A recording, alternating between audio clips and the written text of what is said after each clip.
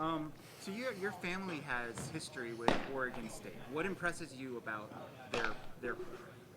I mean, it's a good program. It's a storied program. I grew up watching them, grew up going to Corvallis, and watching a lot of games there, watching my cousin there. But uh, as far as this weekend goes, we're still playing baseball, still playing the same game I played my whole entire life, and just focused on our team and our program and getting as far as we can in our season. Does it surprise you at all that they've been able to have the success that they've had with the weather and the geography that are kind of working against them? I mean, like I said, they're a good program, and they've impressed a lot of people. It's been the story of their whole program. That's awesome, and tip my cap to them. Have you or any of the other guys on the team kept in touch with Aiden? Yeah, a little bit. Yeah, I talked to him. I mean, I've talked to him a good amount during the fall and spring. I still wish he was here. He'd be a good guy to have on this team. But talked to him a lot when he hurt his arm during the year, and kind of keeping updated with him. Obviously, I'm still rooting for Aiden. Still a good friend of mine, and want him to stay healthy during the season. And I'm glad he's back, and it seems like he's throwing well, and that's awesome. And Just not on Thursday night. hey, I can't wait to face him. It'll be really fun. How do you kind of separate the idea of this is a huge series and it's just another series? I mean, hey, it's like I said, it's the same game we played our whole entire lives, right? You don't let the outside factors kind of play a factor here. It's still 90-foot bases, 6-foot 6-inch mound, so it's 5-inch or a 5-ounce ball. Still the same exact game we played our whole entire lives. So you just try not to let all the outside factors. In the end, they're just outside factors, man. It's still the same exact game we've been playing, and we just need to play our brand of baseball and just focus one pitch at a time and win every pitch. Anthony, how do you assess this year for yourself in terms of your role? I mean, much different than we've seen you in the past as a starter, and now kind of working in the bullpen, and now having to be able to emerge in the back end as a guy that can be depended on in high leverage situations.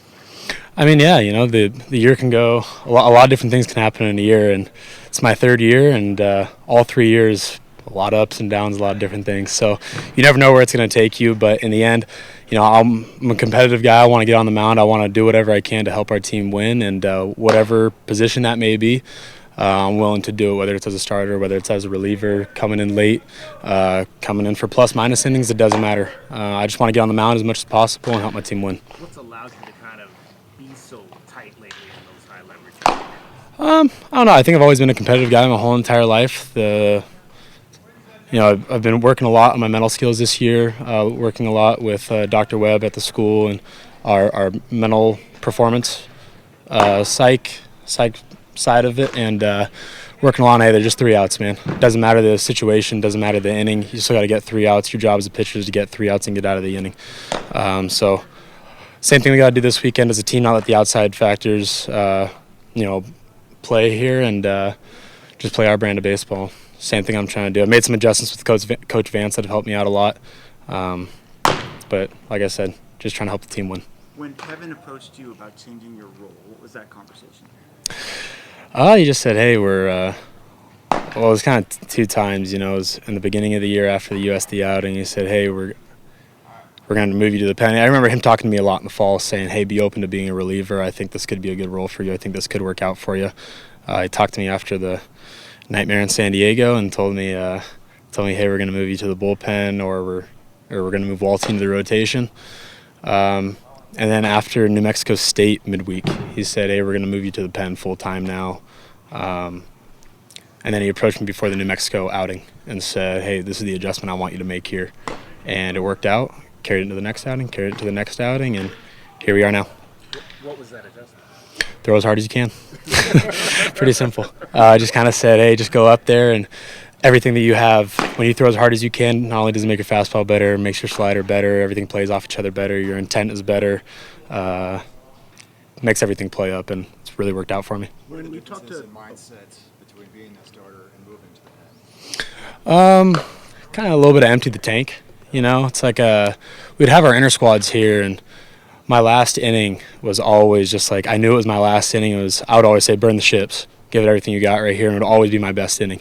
And Vance was always saying, hey, we got to find a way to carry that into 1 inning at a time, and don't have to have this feeling of, when you go into a game and you're starting and you have to feel like you have to get established and work that first inning, learn the umpire's zone, get comfortable on the mound, figure out their lineup, worry about facing them for a second time. When you're coming into the pen, it's go in there, it's blow doors, and give them everything you got. Chip had mentioned the first batter is one that maybe you still have maybe had some trouble with, like some of those guys have gotten on. How do you look at that first guy? You know? Attack them. Yeah. Same way I look at every single guy, every single pitch, 100% intent, and I'm just trying to attack guys. First batter, third batter, 15th batter, don't matter to me. The ASU kid who took you out at the first batter, it looked like off the bat like it was just like a routine fly ball. How do you just shake that off? I mean, it happens. It's baseball. I've had plenty of home runs hit off me, and plenty of balls go out of the stadium off me. It's just part of it. It's part of baseball. You just can't let that. You can't. If you drag that into the next at bat, it doesn't do you any good. The longer you dwell on it, the worse it makes it. What is the name of that song that you play? Dalmatio by Tutti Frutti. It's my walkout song. Yes. Yeah, it's a Croatian song. Dalmatio. How do you spell that? Dalmacijo. Okay. Just curious. Yeah, it's an old Croatian rock song. It's where my family's from in Croatia. It's a really popular song out there, and the soccer team I support out there, it's kind of their hype anthem. Is that the Tutti Frutti band? Yes, that is right. Okay. What's the soccer team? Hajduk Split. Oh boy. Okay. Yeah. We'll have to. We'll have to Google that. So, what does it feel like to finish a game and you record the last out, you win the game? What is that feeling like? I mean, it's awesome. There's lots of emotions. I got guys in the team giving me crap. I'm all psyched out and everything. But it's awesome. It's fun. Like who doesn't want to go do that? Sure. Why do you think?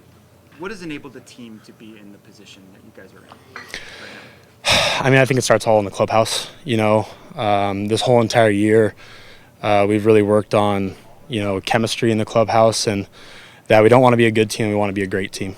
It's kind of something that we said in the team, that the greatest team wins. GTW is something we've said a lot, and that we just want to be great.